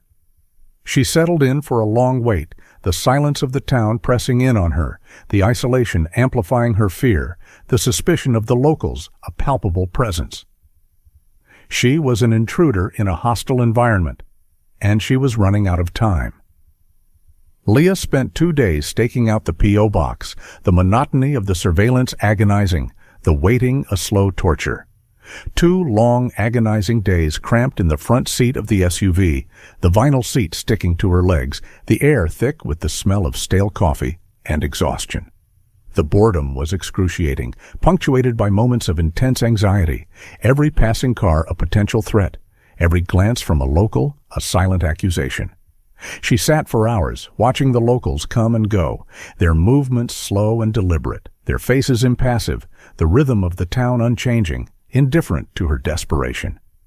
She felt increasingly exposed, conspicuous, a stranger in a town that didn't welcome outsiders, her presence a disruption in the quiet harmony of the mountains. She worried that the postmaster had already warned Jesse, if he was even here. The suspicion in his eyes, the shuttered expression, the hostility simmering beneath the surface of his polite refusal. He knew something. He was protecting him. Doubt began to creep in, insidious and paralyzing, the fear gnawing at her resolve. Maybe she was wrong. Maybe Jesse had moved on, the P.O. box a dead end, a false lead. Maybe Annika wasn't here. The thought was unbearable, a cold dread that settled in her stomach, the hope flickering, threatening to extinguish. On the 3rd morning, as the sun crested the mountain peaks, casting long shadows across the valley, the light harsh and unforgiving, a beat-up older model truck pulled up in front of the general store. It was coated in dust, the windshield cracked, the tires worn, a vehicle shaped by the rugged terrain, the harsh weather. A man got out. He was tall, rugged, With a weathered face and a wary demeanor, his movements slow, deliberate. He wore jeans, a flannel shirt, and hiking boots, his clothes worn and faded. He scanned the street, his eyes lingering on her SUV for a moment, a flicker of suspicion, a silent acknowledgement of her presence, before he turned and entered the store. It was him. Leah recognized him instantly, even after all these years. The image of the estranged brother burned into her memory. The intense eyes, the wiry build, the aura of isolation that surrounded him. It was Jesse Calloway. Her heart pounded against her ribs, a frantic rhythm of fear and hope, the adrenaline surging through her veins. She watched him through the store window, her hands trembling, the coffee cup shaking in her grip. He approached the counter, exchanged a few words with the postmaster, a brief, familiar interaction, a silent communication between two men who understood the value of secrecy, and then walked to the wall of P.O. boxes. He unlocked the box registered to Arthur Dent and collected a stack of mail, the envelopes a stark white against the drab colors of the store. He then moved to the grocery section, grabbing a basket, his movements efficient, practiced. Leah watched intently as he navigated the aisles, selecting items with a methodical efficiency, the mundane task feeling surreal, terrifying. And then she saw it. He picked up a box of children's cereal, brightly colored loops, the kind Annika loved, and a gallon of milk, the items a stark contrast to the canned goods and hunting supplies that filled his basket. He moved to the small clothing section, selecting a package of small pink socks, the color a splash of vibrancy in the dimly lit store. Items inconsistent with a man living alone. Her breath caught in her throat, the confirmation visceral, a physical blow that left her reeling. Annika was here. She was alive. The proof was tangible, real, undeniable. Jesse paid for the items, loaded them into the truck, and pulled away, heading north out of town, towards the mountains, towards the wilderness. Leah waited a few moments, her heart hammering, the realization sinking in, before starting the SUV. She pulled onto the main road, maintaining a significant distance, the adrenaline surging through her veins, the fear replaced by a fierce determination. She was terrified, the reality of the situation hitting her with full force, the danger immediate, palpable. But the confirmation that Annika was near propelled her forward, the hope overriding the fear. She followed the truck, the dusty trail leading her deeper into the mountains, into the unknown, into the heart of the wilderness where her daughter was hidden. The paved road ended a few miles outside of Silver Creek, the asphalt giving way to a rugged, unforgiving terrain. Jesse's truck turned onto a narrow dirt track, unmarked and winding, the path disappearing into the dense forest. Leah followed, the SUV bouncing violently over the uneven terrain, the branches of the towering pines scraping against the windows, the sound a jarring intrusion in the silence of the wilderness. The silence of the forest was absolute, broken only by the roar of the engines, the crunch of the tires on the gravel. She had to maintain a careful balance, staying close enough to keep the truck in sight, but far enough back to avoid detection, the tension mounting with every passing mile. The dust kicked up by the truck created a thick cloud, obscuring her view, adding to the tension, the uncertainty. She realized how vulnerable she was, how easily she could be spotted, how quickly the situation could turn dangerous. The terrain became increasingly treacherous, the track narrowing to a single lane, the drop-off on one side steep and unforgiving, the margin for error razor-thin. Cell service disappeared completely, the icon on her phone blinking red before fading away, the digital connection to the world severed. A stark reminder of her isolation, her vulnerability. She was utterly isolated. If anything happened, if the SUV broke down, if Jesse spotted her, she was on her own. No backup, no help, no escape. They drove for nearly an hour, climbing higher into the mountains, the air growing colder, the silence deeper, the isolation absolute. Leah's knuckles were white on the steering wheel, her eyes fixed on the truck ahead, her mind racing with possibilities, scenarios, outcomes, the fear a cold knot in her stomach. Finally, the truck slowed down and turned onto a narrow driveway, disappearing into the thick woods, the entrance marked only by a small, hand-painted sign that read, "Private Property." No trespassing. Leah stopped the SUV, her heart pounding, the silence rushing in, the stillness of the wilderness unnerving. She waited a few minutes, listening to the silence of the woods, the only sound the wind rustling through the pines and the distant cry of a hawk, the sound echoing across the valley. She pulled the SUV off the track, parking it behind a dense cluster of bushes, out of sight, the vehicle concealed by the shadows of the trees. She grabbed her bag, the flashlight, and the keys, and stepped out of the vehicle, the cold air hitting her face, the silence engulfing her. The air was cold, thin, smelling of pine and damp earth, the scent of the wilderness sharp, invigorating. She moved slowly, cautiously, following the driveway on foot, the ground covered in a thick layer of pine needles, muffling her footsteps, the silence her ally. After a few hundred yards, she saw it. A secluded cabin, nestled in a small clearing, surrounded by towering pines, the structure blending seamlessly into the landscape. It was built of dark wood, rustic and formidable, designed for isolation, a fortress against the outside world. Smoke curled from the chimney, a sign of life in the wilderness, a beacon in the darkness. Jesse's truck was parked in front, the dust settling on the hood.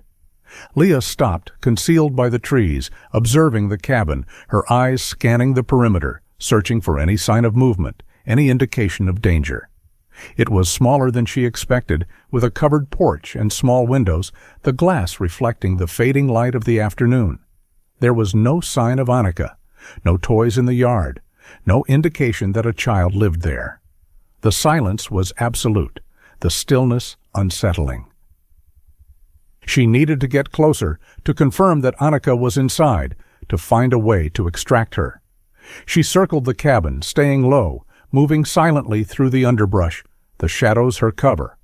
The silence of the woods was unnerving, every snap of a twig amplified, every rustle of leaves sounding like a warning, a betrayal. She reached the back of the cabin, where there was a small kitchen window, the glass dark, the curtains drawn. She approached cautiously, peering through a gap in the curtains, her breath catching in her throat. The kitchen was rustic, dimly lit by an oil lamp, the shadows dancing on the walls.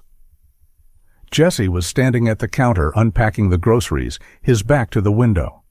The box of children's cereal was on the counter, a splash of bright color in the drab interior, a symbol of hope in the darkness.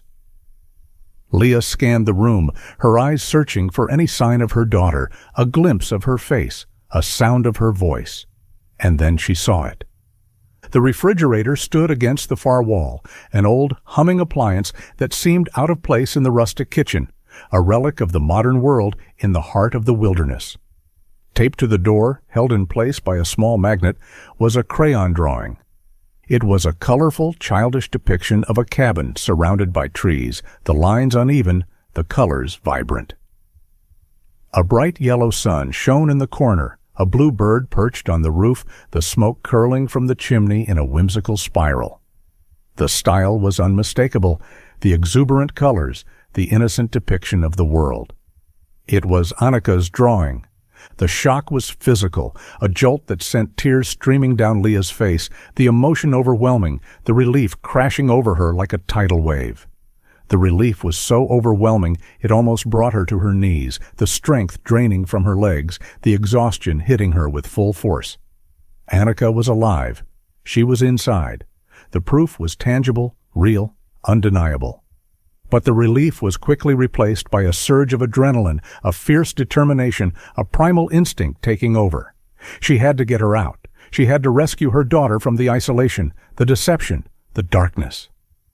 She observed the cabin, analyzing the layout, the exits, the vulnerabilities. A direct confrontation with Jesse was too risky. He was likely armed. She had seen a rifle rack by the door, the cold steel gleaming in the dim light. Paranoid and hostile. He had lived in isolation for years, his behavior unpredictable, his reaction to her presence uncertain. He wouldn't hesitate to protect his territory, his secrets. She needed to extract Annika quietly, without alerting him, without escalating the situation into a violent confrontation. She continued circling the cabin, looking for a point of entry, a vulnerability, a weakness in the fortress. She noticed a small window on the side of the cabin, slightly ajar for ventilation, the glass dark, the curtains drawn. It was small, narrow, but perhaps large enough for a child to climb through. She needed to wait until nightfall. The darkness would provide cover, the silence amplifying any sound, making Jessie more cautious, but also making her movements harder to detect.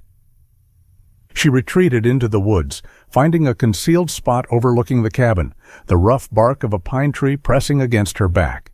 She settled in for the wait, the hours stretching agonizingly, the silence of the wilderness pressing in on her. The temperature dropped as the sun dipped below the horizon, the cold seeping into her bones, the darkness enveloping the cabin. She watched the lights in the cabin turn on, casting a warm glow into the surrounding darkness, the windows glowing like eyes in the night. She saw movement inside, shadows passing by the windows, the silhouette of Jessie moving through the rooms. She thought about Annika, so close, yet still out of reach, the distance between them agonizing. What had Ryan told her? Was she scared? Did she miss her? Did she believe the lies she had been told? The questions tortured her, fueling her impatience, the need to hold her daughter overwhelming. The wait was torture, but the image of the drawing on the fridge fueled her determination, the colorful lines a beacon of hope in the darkness. She was so close. She couldn't fail now. As the night deepened, the silence of the woods intensified, the stillness absolute. The only sound was the occasional hoot of an owl, the rustling of nocturnal animals, the wind whispering through the pines. The air grew colder, freezing, the breath clouding in front of her face. Finally, the lights in the cabin turned off, one by one, the darkness reclaiming the space.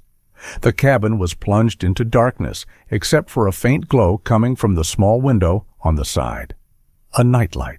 It was time. Leah moved silently toward the cabin, her footsteps muffled by the thick layer of pine needles covering the ground, the darkness her ally, the silence her shield. The darkness was both a comfort and a threat, concealing her movements but also hiding potential dangers, the shadows playing tricks on her eyes. She moved with a deliberation born of terror, her senses heightened, aware of every sound, every shadow, every breath of wind. She reached the side of the cabin, the small window just above her head, the faint glow of the nightlight illuminating the interior, casting long shadows against the walls. She peered inside, her breath catching in her throat. It was a small bedroom, sparsely furnished, the walls covered in rough wood. A cot, a small dresser, a wooden chair. In the corner, on the cot, she saw a small figure curled up under a thick quilt, the fabric rising and falling with the rhythm of her breathing. Annika. Leah's heart leaped into her throat, the sight of her daughter overwhelming, intoxicating. She pressed her face against the cold glass, her breath fogging the window, the barrier between them agonizing. She looked so small, so vulnerable, a fragile bird in a cage. She whispered her name, praying she wouldn't wake Jessie in the next room, the sound barely audible, a fragile whisper against the silence. Annika, baby, it's Mommy. The small figure stirred, the quilt rustling, the movement sending a jolt of adrenaline through Leah. Annika sat up, her eyes wide with confusion and fear, the darkness hiding her expression. She looked at the window, at the face peering through the darkness, the silhouette of her mother framed against the night sky. Mommy, she whispered, her voice small and hesitant, laced with disbelief, the word hanging heavy in the air. Leah nodded emphatically, tears streaming down her face, blurring her vision, the emotion overwhelming. Yes, baby. It's me. I'm here. I found you. Annika hesitated, her small body tense, the confusion evident in her posture. She looked toward the door of the bedroom, then back at Leah, the conflict raging in her mind. "Uncle Jesse said you were sick," she whispered, her voice trembling, the words a painful reminder of Ryan's betrayal. "He said I had to stay hidden. He said you couldn't take care of me. He said you didn't want me." The words hit Leah like a physical blow, the depth of Ryan's betrayal staggering, the cruelty of his manipulation breathtaking. He hadn't just hidden Annika, he had poisoned her mind against her own mother. He had told Jesse that Leah was unstable, unwell, that she had abandoned her daughter. The manipulation was complete, the deception absolute. "I'm not sick, baby," Leah whispered, her voice urgent, desperate, the need to reassure her daughter, overriding her anger. Uncle Jesse was wrong. Ryan lied to him. "I'm here to take you home. We have to go, now, before he wakes up." She needed Annika to trust her. She needed her to move quickly, silently, the urgency of the situation mounting. She reached up, pushing the window open wider, the hinges creaking slightly, the sound amplified in the silence. Leah froze, listening, her heart pounding in her chest. Nothing. The silence remained unbroken. "Climb out, baby." "Quickly. I'll help you. I'll catch you." Annika hesitated for a moment longer, her eyes searching Leah's face, looking for the truth, the reassurance she desperately needed. Then she nodded, her small face resolute, the trust flickering in her eyes. She scrambled off the bed, dragging the wooden chair to the window, the sound of the wood scraping against the floor agonizingly loud. She climbed up, her small body trembling with fear and cold, the thin pajamas offering little protection against the frigid air. Leah reached in, grabbing her hands, helping her through the narrow opening, the space tight, the extraction difficult. As soon as Annika's feet touched the ground outside, a powerful motion-activated floodlight snapped on, illuminating the side of the cabin in a harsh white glare, the sudden brightness blinding, disorienting. At the same time, a dog started barking furiously from inside the cabin. A deep, guttural sound that shattered the silence of the night, a primal warning that echoed through the mountains. Leah froze, blinded by the sudden light, the sound of the barking echoing in the silence, the fear gripping her heart. They were exposed. They were trapped. The sudden light, the furious barking, shattered the stillness of the night, the silence replaced by a cacophony of chaos and fear. Leah grabbed Annika's hand, pulling her toward the darkness of the woods, towards the safety of the trees, the instinct to flee overriding the paralyzing terror. "Run, baby! Run!" she urged, her voice a frantic whisper, the words swallowed by the barking dog. They stumbled through the underbrush, the branches scraping against their faces, the cold air burning their lungs, the darkness both a refuge and a threat. The adrenaline surged through Leah, masking the fear, the exhaustion, the pain. The cabin door burst open, the sound of the wood slamming against the wall echoing through the clearing. A figure stood silhouetted against the light, streaming from the doorway, a dark shape against the brightness. "Stop!" a voice roared, amplified by the silence, raw with fury, the sound vibrating through the air. Leah didn't stop. She kept running, pulling Annika behind her, deeper into the woods, the darkness swallowing them whole. A shot rang out, the sound deafening, echoing through the mountains, the bullet whistling through the air above their heads. A warning shot fired into the air, a demonstration of power, of control. Leah stopped, realizing the futility of running. He knew the terrain. He was armed. He was desperate. They couldn't outrun him. They couldn't escape. She turned, instinctively placing herself between the figure and Annika, shielding her daughter with her body, the primal instinct to protect her child overriding the fear of death. Jesse advanced, leveling the hunting rifle, his face contorted in fury, the shadows dancing on his features, making him look menacing, dangerous. He was barefoot, wearing only jeans and a t-shirt, the cold air seemingly having no effect on him. The dog barked furiously beside him, straining against an invisible leash, the sound echoing the rage in Jesse's eyes. "Get away from her!" he roared, his voice raw with emotion, the accusation hanging heavy in the air. "Jesse, stop!" "It's me, Leah, Ryan's wife," Leah shouted, her voice trembling but firm, holding her hands up in surrender, a gesture of peace, of desperation. Jesse stopped a few feet away, the rifle steady, pointed directly at Leah's chest, the cold metal a promise of violence. His eyes were wide, wild, filled with rage and confusion, the conflict raging within him. The floodlight cast long, distorted shadows against the trees, the scene surreal, terrifying. "I know who you are," he spat, his voice dripping with contempt, the words laced with the poison of Ryan's lies. "Ryan told me everything. You're unwell. You lost custody. You're trying to steal her. I won't let you." He genuinely believed Leah was the threat. He believed he was protecting Annika, fulfilling a promise he had made to his brother, a promise based on a lie. The realization chilled Leah to the bone. Ryan's manipulation had been complete, his betrayal absolute. "He lied to you, Jesse," Leah pleaded, shouting over the barking dog, the desperation bleeding into her voice. "Ryan lied to you. I never lost custody. I'm not unwell. I'm her mother." "Stay back," Jesse warned, his finger tightening on the trigger, the tension mounting, the silence stretching agonizingly. The dog lunged forward, snapping at the air, the sound of its teeth clicking together echoing in the stillness. Leah held her ground, her heart pounding, the cold metal of the rifle pointed at her heart, the fear a cold knot in her stomach. She had to make him understand. She had to break through the lies, the manipulation, the paranoia. The truth was her only weapon, the only thing that could save them.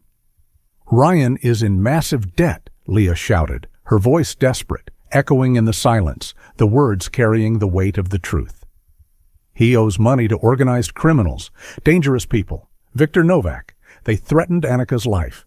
They were going to take her." Jesse hesitated, his brow furrowing in confusion, the certainty in his eyes wavering. This didn't match the story Ryan had told him. Ryan's story had been vague, emphasizing Leah's instability, her erratic behavior, the custody battle, the restraining orders. But this felt terrifyingly real, the desperation in her voice, the fear in her eyes, the specificity of her claims resonating with a truth he couldn't deny. "He staged the crash, Jesse," Leah continued, pressing her advantage, the words tumbling out in a rush of adrenaline and desperation, the truth spilling out of her. "He faked the amnesia. He hid Annika from them, not me. He was trying to protect her." She poured out the details, the evidence she had uncovered, the trail that had led her to this isolated cabin in the wilderness. The burner phone, the one registered under the fake name Arthur Dent. The P.O. box in Silver Creek. The empty lockbox. The missing cash. The threats her divorce attorney had received. The danger that had forced Ryan's hand. "He used you, Jesse," Leah pleaded, her voice cracking with emotion, the betrayal hitting him with full force. "He manipulated you. He knew you would protect her, that you would keep her safe. But he lied about why. He lied about everything. He put you both in danger." Jesse's eyes darted between Leah and Annika, his confusion deepening, the realization dawning on him. The intensity and specificity of Leah's claims resonated with a truth he couldn't deny. They filled in the gaps in Ryan's story, the inconsistencies he had ignored, the doubts he had suppressed, the nagging feeling that something wasn't right. He looked at Annika, who was now crying, clinging to Leah's leg, her small body trembling, the fear in her eyes mirroring the confusion in his own. The bond between them was undeniable, primal. This wasn't the behavior of an unstable, dangerous woman. This was a mother protecting her child. The realization that he had been manipulated by his estranged brother, the brother he had trusted, the brother who had reached out to him in desperation, hit Jesse hard. The betrayal was profound, the deception absolute. He had been a pawn in Ryan's desperate game, a tool used to execute his elaborate plan. The rage in his eyes dissipated, replaced by a profound sadness, a sense of defeat, the weight of the truth crushing him. He had been living a lie, his isolation fueled by a deception. He slowly, deliberately lowered the rifle, the cold steel hanging loosely in his hands, the threat neutralized. The silence of the woods rushed back in, the only sound the whimpering of the dog and Annika's quiet sobs, the stillness of the night heavy with the weight of the revelation. Jesse looked at Leah, his face etched with defeat and exhaustion, the burden of the past year crashing down on him. The isolation, the responsibility, the fear. It had all been for nothing. "Go," he said, his voice barely a whisper, the word a surrender, a release. "Take her and go. Before they find you." He turned and walked back toward the cabin, the dog following obediently, his shoulders slumped, his movements heavy. He didn't look back. He disappeared into the darkness, swallowed by the shadows of the mountains, a ghost returning to the wilderness. Leah didn't hesitate. She grabbed Annika's hand and fled into the darkness, the adrenaline surging through her veins, the fear slowly receding, replaced by a profound, overwhelming sense of relief. She had her daughter back. Leah didn't stop running until they reached the SUV, the dark shape a comforting presence in the darkness. She fumbled with the keys, her hands shaking violently, the metal cold against her skin, and pushed Annika into the passenger seat, the small body trembling with cold and fear. She scrambled into the driver's seat, locking the doors, the sound echoing in the silence, a metallic click that signaled their escape, their freedom.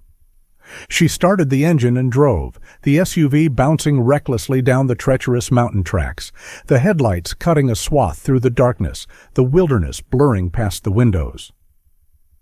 She didn't slow down, constantly checking the mirrors, expecting to see headlights behind her. Jesse changing his mind, the criminals emerging from the shadows, the fear still gripping her heart. The drive was a blur, the darkness pressing in, the silence in the car broken only by Annika's quiet sobs, the sound a heartbreaking reminder of the trauma she had endured. Leah reached over, stroking her hair, the soft strands feeling like silk beneath her touch, whispering reassurances, the words feeling inadequate against the enormity of the situation. "It's okay, baby. You're safe. Mommy's here. I've got you." She didn't stop until she reached the nearest town with cell service, the icon on her phone lighting up, a beacon of civilization, a connection to the world she had left behind. The lights of the town glowed in the distance, a promise of safety, of normalcy. She immediately pulled into the local sheriff's office, the lights blazing in the darkness, a symbol of authority, of justice.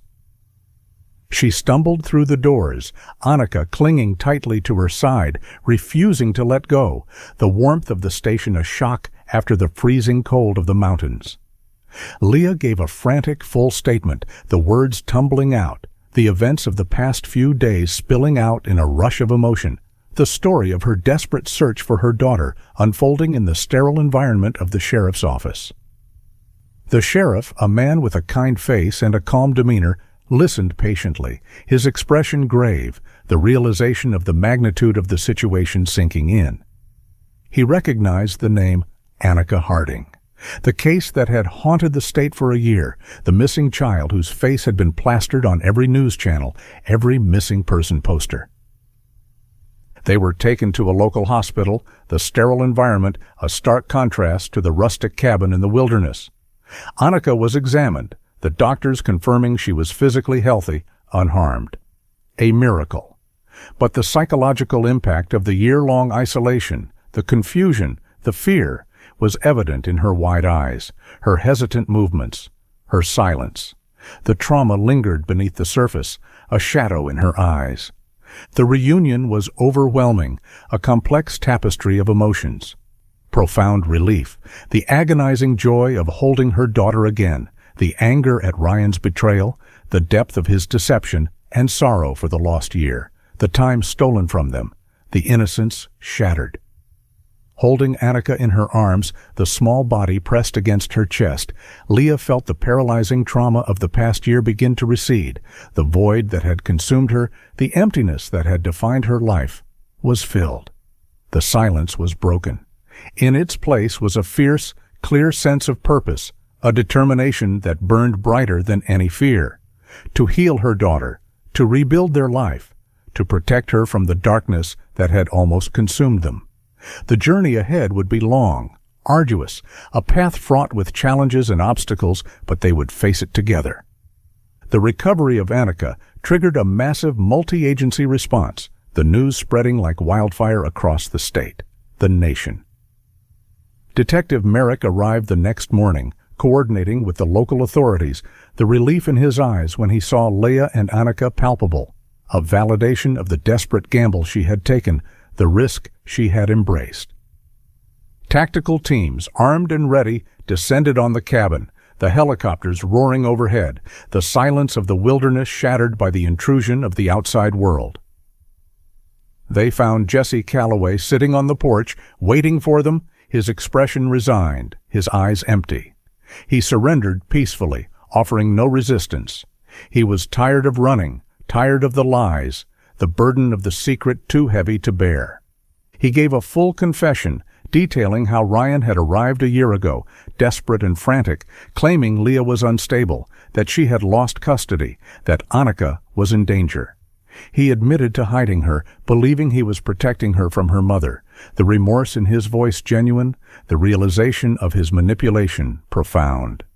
The news of Annika's recovery spread quickly, the story dominating the local news, the media descending on the small mountain town, the spotlight shining on the darkness that had been hidden for so long. The focus shifted to Ryan Harding. He was arrested at the assisted living facility, the facade of the grieving father crumbling instantly, the mask slipping to reveal the desperate man beneath. When confronted with Annika's recovery and Jesse's confession, his amnesia defense disintegrated, the fortress of lies collapsing under the weight of the truth. The full truth was finally revealed, the intricate web of deception unraveled. Ryan, cornered by his gambling debts, terrified by the threats against his daughter, had devised a desperate plan, a gamble that risked everything. He intended to retrieve the hidden cash from the marital home, explaining the detour and the empty lockbox, the untraceable funds a means of survival. In his haste, Annika's backpack was accidentally left behind in the crawl space, a small mistake that unraveled his entire plan, a forgotten detail that led to his downfall. He then drove to the mountains, handing Annika over to Jesse, creating a false narrative of Leah's instability, poisoning his brother's mind against her.